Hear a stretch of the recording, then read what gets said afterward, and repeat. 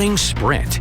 An elementary school in eastern Washington is switching to remote learning after an outbreak of COVID-19. Officials at Waitsburg Elementary School announced the change Friday after at least 10 students and 2 employees tested positive during the week. The change means all students in pre-kindergarten to 5th grade will start learning remotely. The elementary school has about 120 students, and the last day is scheduled for June 15th.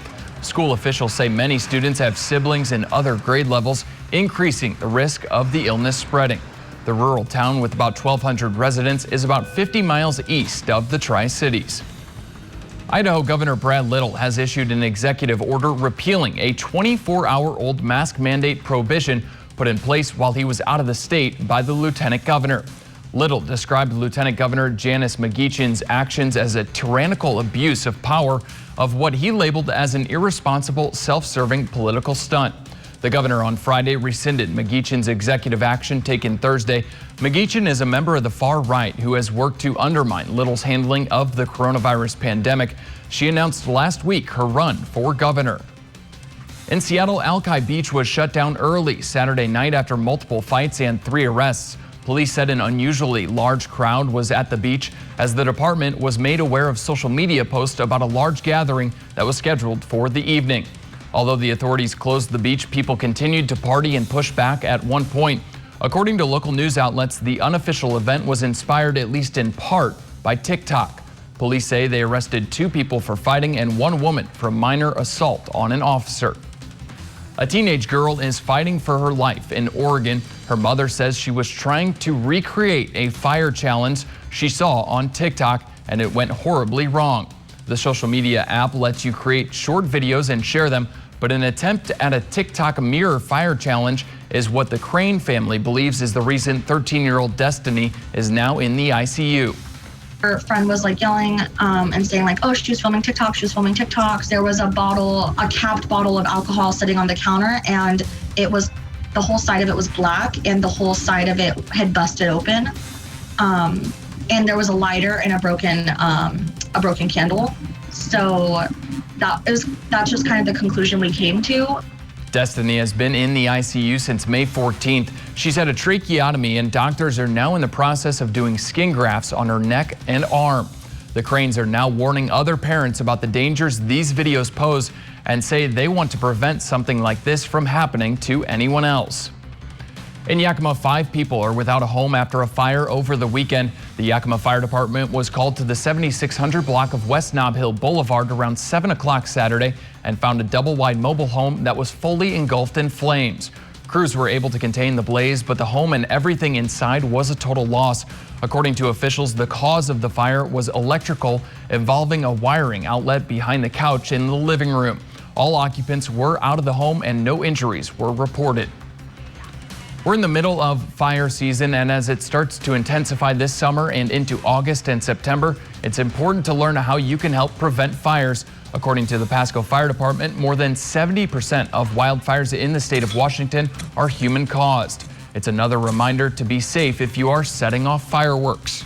People are still going to be shooting off fireworks everywhere, so we just want people to do it safe areas. Find a big open road, find a big parking lot, not next to your house, not next to your arborvitaes, not next to a field like this that's going to catch fire pretty easy. So yeah, think about that safety aspect when you're out there camping, when you're out there having fun, whether you're barbecuing this Memorial Day or later on when you're shooting off fireworks for 4th of July. And if you're dealing with fire, it's always a good reminder to have an extinguisher on hand. It's the end of an era for the mass vaccination site at the Benton County Fairgrounds in Kennewick. Friday was the last day of the clinic. Officials say they gave out 381 shots in arms for a total of almost 82,000 vaccines administered since opening in late January. Public Information Officer Ben Shears says he appreciates the community's support as well as all the agencies who work together to make the vaccination site happen. And this brings us to the results of our poll question of the day. Earlier, we asked you, should employers be allowed to require COVID vaccines for employment? 39% of you said yes, 61% of you said no. Thanks for weighing in. And the sunshine is back out on this Memorial Day. We're going to have a beautiful day, a very warm and hot day, especially over the coming days. Live look right now from downtown Yakima. And you will need your sunglasses if you are going to be out and about for today. And there's also a heat advisory. This is expected to start not today, but for a day Tuesday into Wednesday. Next couple of days, we'll see those highs in the upper 90s, I should say, close to 103 degrees, especially for that day on Wednesday. Now, out the door this morning, we're starting off at 51 in the Tri-Cities and Hermiston, down to 49 in Pendleton, with 53 in Cle Elum, and then close to that 60-degree mark in Yakima and Toppenish. Pretty clear and quiet here locally. We're going to stay dry around the Pacific Northwest as that ridge of high pressure is in place, and it's really just going to be about the heat over the coming days. So this afternoon, we could see a few high clouds here or there. Nothing but sunshine there on Tuesday. The triple-digit heat and possibly breaking some records across the area on Wednesday. And then we're still going to stay pretty quiet on Thursday as temperatures slowly start to fall. So there is a look at your forecast for today. Just a hot afternoon. 92 in the Tri-Cities with 86 in Pendleton, 88 in Walla Walla, and then 91 for Yakima and Toppenish. So the hottest day on Wednesday at 103 degrees, and then slowly dropping. We're going to be back down to about 93 Friday, 84 on Saturday as winds pick up. Maybe a late day rain shower developing on Sunday with temperatures closer to average there in the upper 70s. And then your 7-day forecast for Yakima, each and every day getting warmer and warmer. The hottest day close to 100 degrees on Wednesday, back down to 92 Thursday, and then 88 on Friday. So again, hot day, hot couple of days moving in our direction. All right, thanks, Kristen. Thanks for waking up with us and watching Good Morning Northwest. GMA's next. Cap gave you local news is always on at yaktranews.com.